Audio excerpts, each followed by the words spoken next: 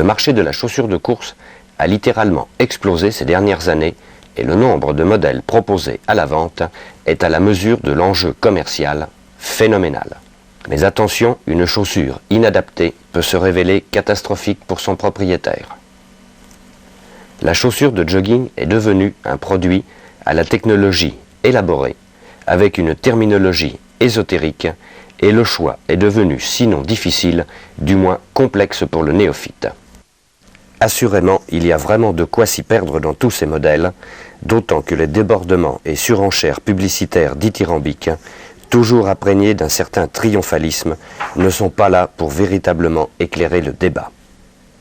Sous des aspects pseudo-scientifiques, les superlatifs en tout genre, l'ingéniosité et le nombre des différents concepts, la nécessité marketing, l'emporteront souvent sur l'objectivité et la rigueur scientifique.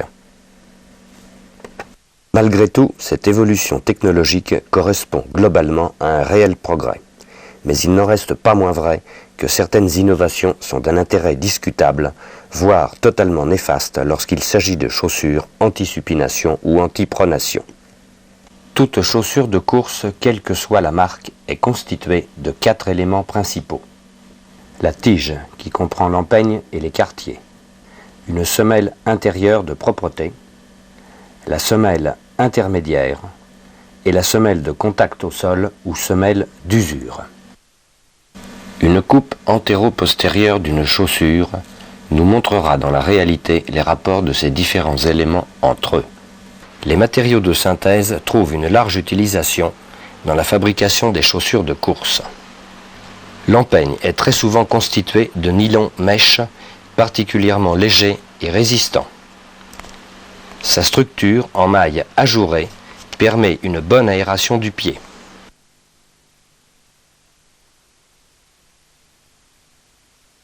Les points faibles sont étayés par des renforts en cuir, plastique, suédine, nubuck. La rigidité du contrefort sera assurée par inclusion d'un matériau rigide. Parfois, il est constitué d'une véritable coque en plastique. Sa liaison avec la semelle intermédiaire est renforcée par un anneau extérieur en PVC, élément de stabilité latérale, mais également élément marketing. Les quartiers et notamment leur bord supérieur présentent un rembourrage, le plus souvent en mousse de polyuréthane, destiné naturellement à éliminer les frottements agressifs en sous- et rétromalléolaires, ainsi qu'à protéger des microtraumatismes, les bourses séreuses achilléennes et le tendon lui-même. On retrouve le même rembourrage au niveau de la languette pour la protection des orteils. Selon le type de chaussure et la gamme de prix, la semelle de propreté peut être fixe ou amovible. Lorsqu'elle est fixe, elle est réalisée le plus souvent dans une mousse de latex assez banale, recouverte d'un tissu éponge à bouclette ou de Nylex, c'est un nylon polyamide. Lorsqu'elle est amovible, elle est en filon. Il s'agit d'une mousse d'EVA expansée, apportant plus de légèreté et de souplesse qu'un EVA de base. Parfois thermomoulée, lui donnant alors l'aspect d'une semelle monobloc. Elle est en général épaisse, confortable, amortissante. Quelques modèles haut de gamme fournissent avec cette semelle de propreté des éléments interchangeables à fixer sous celle-ci, destinés à jouer le rôle de coin supinateur ou de soutien de voûte plantaire. Leur faible épaisseur et leur souplesse font que leur efficacité est plutôt marketing que mécanique.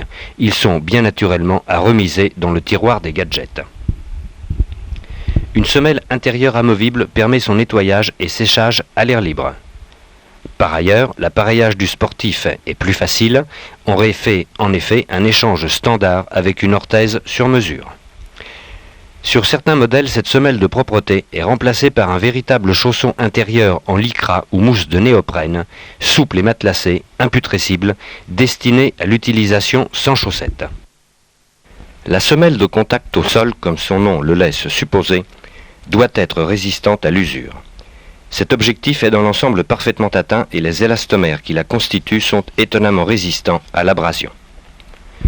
Son relief par ailleurs doit assurer une bonne adhérence au sol. Il est très variable d'un fabricant à l'autre, gaufré, chevron, picot, forme mixte, etc. Et il est censé correspondre plus ou moins à une utilisation particulière, tout terrain, route, piste, terrain naturel. Cette semelle d'usure présente également des rainures transversales ou des encoches au niveau de l'avant-pied pour faciliter la flexion de la charnière métatarso-phalangienne. Ces mêmes encoches se retrouveront au niveau de la semelle intermédiaire. La semelle intermédiaire est l'élément le plus important de la chaussure de jogging. En effet, l'amorti et la stabilité latérale seront directement dépendants de sa qualité et de sa conception. C'est également à ce niveau que les fabricants déploient leurs fameux concepts sans lesquels il n'y a pas de réussite commerciale possible. L'argumentation publicitaire se fait sur deux notions, l'amortissement et le contrôle de la stabilité latérale, à tel point que cette notion d'amortissement est devenue quasi obsessionnelle chez un grand nombre de coureurs. Le matériau de base qui constitue la semelle intercalaire est l'EVA, éthylvinyle-acétate. Il est doué d'une grande élasticité, de couleur blanche. Il donne naissance à deux dérivés. Le filon, il s'agit d'un EVA expansé. Il devient alors ultra léger, très compressible mais plus fragile. Ce matériau ne peut convenir qu'à des coureurs légers. Le PU ou polyuréthane, à l'inverse du filon, il s'agit d'un EVA compressé. Le matériau obtenu est ainsi beaucoup plus dense, plus stable, moins élastique mais plus résistant. Il est recommandé aux sujets lourds. Le premier système d'amortissement est tout simplement celui offert par le matériau constituant la semelle intercalaire. S'il est suffisamment souple, il vieillit cependant mal par rupture progressive des microcellules fermées sous l'effet répété des cycles de compression-décompression. C'est pour cette raison que sont apparus différents procédés, encore appelés concepts, fer de lance de cette bataille commerciale. Examinons les principaux systèmes. ASICS utilise sous le talon un gel de silicone enfermé dans une capsule étanche. D'après la publicité, exemple de la nature s'apparentant après examen au microscope à une structure en nid d'abeille. Je cite toujours la publicité. Le système ERS de Reebok est constitué de canaux en ITREL, un matériau extrêmement résistant conçu pour Reebok par Dupont de Nemours. Au moment de l'impact au sol, ces tubes captent votre énergie et la stockent pour jouer ensuite le rôle de ressort. Résultat, un retour d'énergie qui dépasse de 30% celui qu'une autre chaussure pourrait vous offrir. Nike Air. Il s'agit d'un mélange gazeux encapsulé dans l'épaisseur de la semelle intermédiaire. Sous le talon, sous l'avant-pied dans certains modèles, Airsol total, arrière-pied, avant-pied, modèle Air Max.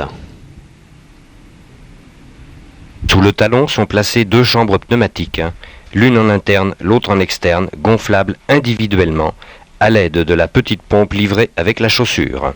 On le voit, l'imagination est sans limite, mais des réserves doivent être faites, semble-t-il, quant à l'équilibre latéral du médio arrière-pied. On ne peut bien sûr pas passer sous silence les modèles dits pour pronateurs ou supinateurs, en émettant là encore des réserves sur cette sorte d'automédication. Les supinateurs se voient proposer les modèles dits à axe courbe. La semelle intercalaire est plus ou moins évidée en dedans. Faute de contre-appui stable au sol, le médio-arrière-pied peut plus facilement basculer en valgus.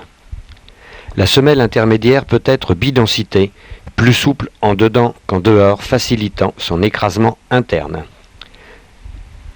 Son bord externe peut également être plus épais que l'interne, c'est le principe du coin pronateur antérieur. A l'inverse, les modèles pour pronateurs seront renforcés en interne par inclusion d'un matériau beaucoup plus dense, limitant l'affaissement de la semelle intercalaire en EVA. La semelle sera dite à axe droit, c'est-à-dire pleine en regard de l'arche interne.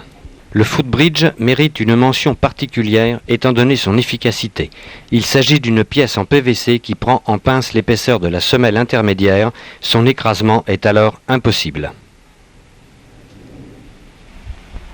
On n'en finirait pas d'énumérer les différents concepts, tous apparemment plus subtils les uns que les autres. Il est cependant bien difficile d'établir une hiérarchie dans l'efficacité, tant il est vrai que les tests d'amorti ou d'essai au choc dont font état les grandes marques pour vanter les supériorités de leurs produits sont réalisées selon des normes maison, ce qui rend hélas les comparaisons tout à fait impossibles. Malgré quelques excès publicitaires, malgré quelques innovations douteuses, le bilan reste globalement positif avec de réels progrès. Il ne faut cependant pas oublier que si une bonne paire de chaussures s'avère nécessaire, la performance ne dépendra en finale que de celui qui les chausse.